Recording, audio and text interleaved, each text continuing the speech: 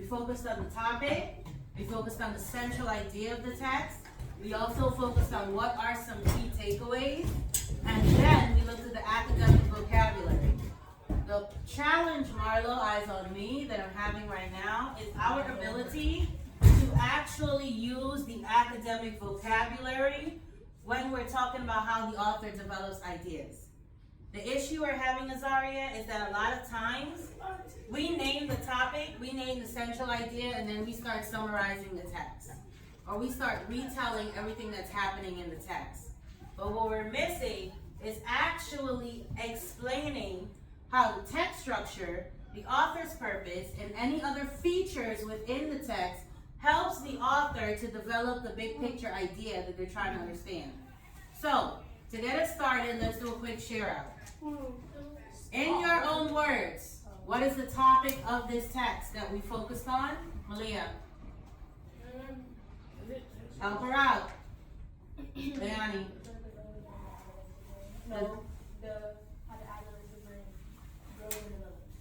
How the adolescent brain grows and develops. Go back into your text, in your groups. I'm going to give you 2 minutes. I want you to find at least 2 details, 2 key takeaways that tells you how the adolescent brain grows and develops. Go. As I come around, I'm looking to see not only you finding the evidence in the text, but you explaining it in your own words. What practice you said? You really like going back to the Neanderthal text, but how does that directly connect to the adolescent brain? Focus. Two details that connect to the topic.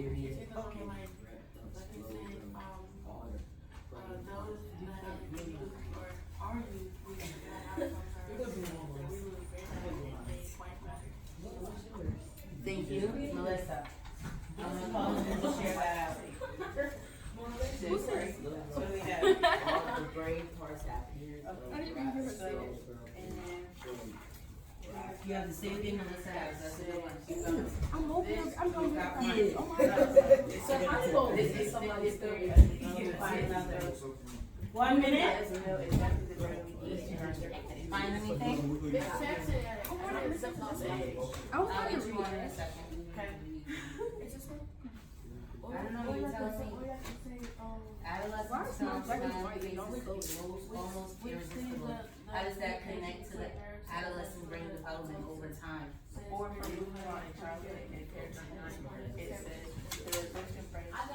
Alright, pause and track me in 2, pause and track me in 1. So if I'm looking for the ideas that directly connect to how the adolescent brain develops, where would I find that? What are the things that I should be looking for in the text to help me to find that information?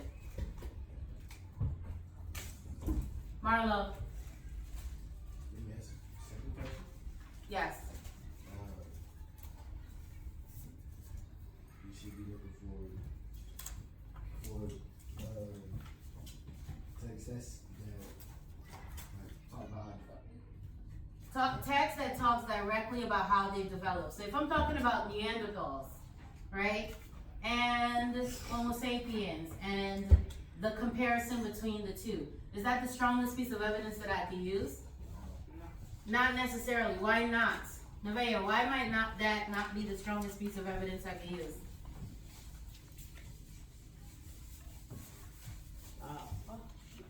Who can help her out? Why might that not be the strongest piece of evidence I can use? Go ahead. Hold on, let's track Marlo while he explains. It's like, it's comparing and contrasting Homo sapiens more than talking about how the brain develops. It's comparing and contrasting the two, but it doesn't really talk in depth about how the brain develops over time. It does use those two as examples to show how the brain develops, but it's not talking about how the development of the brain of adolescents happens over time. So when you're looking for evidence that the author is using to develop their idea in the text, you need to find the strongest piece of evidence evidence that justifies what that looks like. So then let's do it this way. What piece of evidence could I use to develop this idea of the adolescent brain? Melissa, you had a really good one, nice and loud. Those that aren't used or are used lead to bad outcomes are eliminated. We use gray matter and gain white matter. So the use of gray matter and the use of white matter and what gets used and what gets eliminated in the adolescent brain helps us to show how it develops over time. All right? Who can build on that? Jackie, go for it. All the brain parts have periods of rapid splash of growth and then rapid pointed back. Rapid expansive Oh, I got growth. another ticket. Rapid expansive growth and rapid what?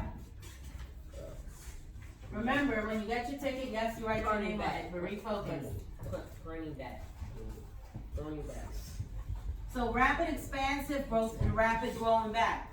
So then when we talk about how it develops and adapts over time, what are 3 of the most important ways that it develops and adapts over time?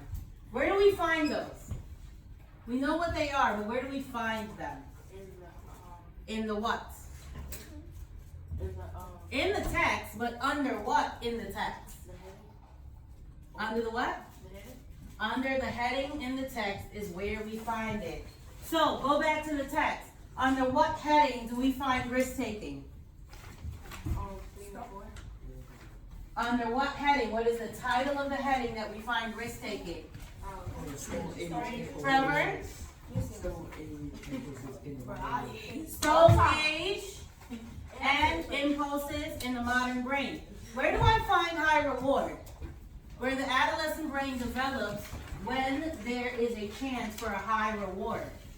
Where do I find that one? James. Moving on from childhood. What about social interactions? Adolescent brain develops and is influenced by social interactions.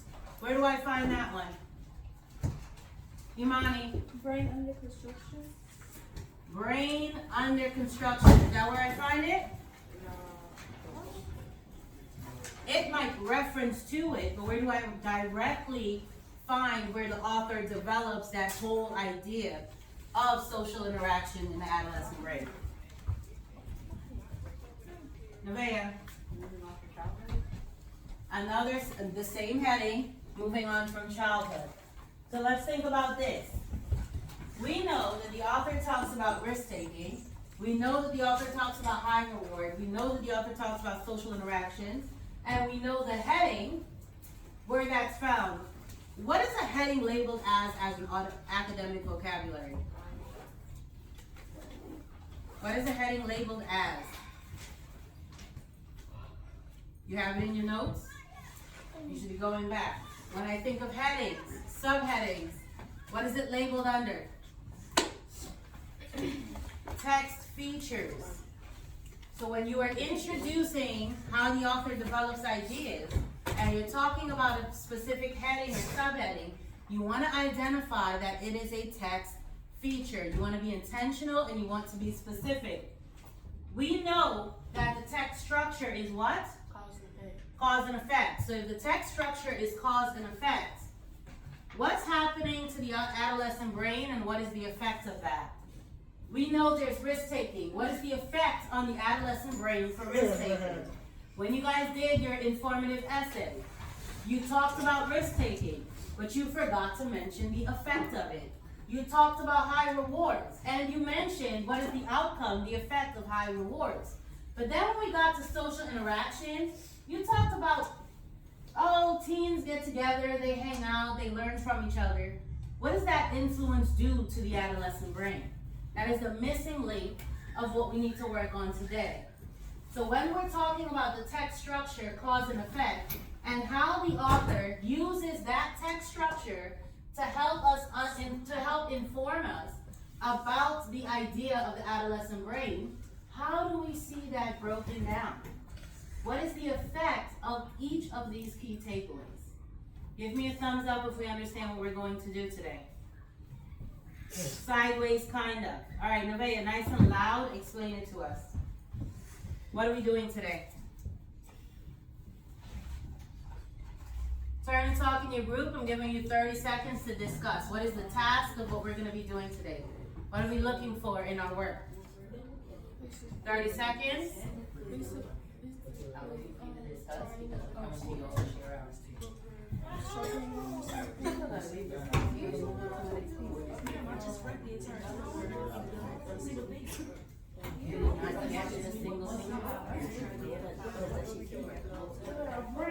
Well, I couldn't think of like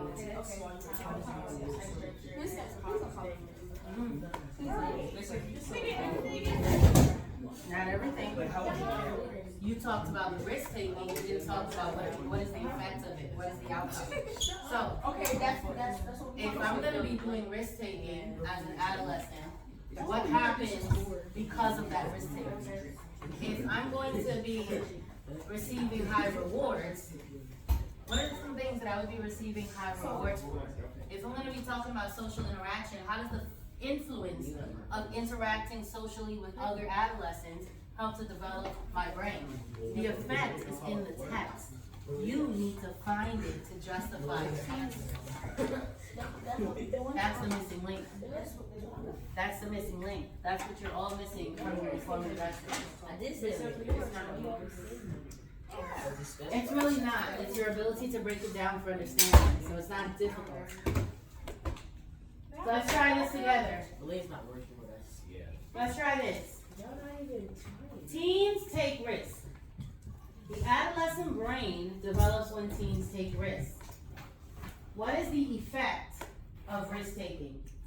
Go back into the text. You have 30 seconds to find it. What is the effect of risk taking? We know that one of the key takeaways for brain development is risk taking. So what happens when a teenager takes risks? When an adolescent takes risks? All right, Leonie, go for it. I got 2 tickets for anybody that can give me the first one.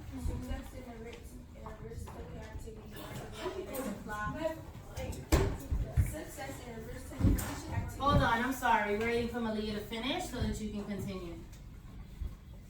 Success in a risk-taking activity might result in a supply of food, in securing a mate, or in finding a new territory. What does that mean? Marlo?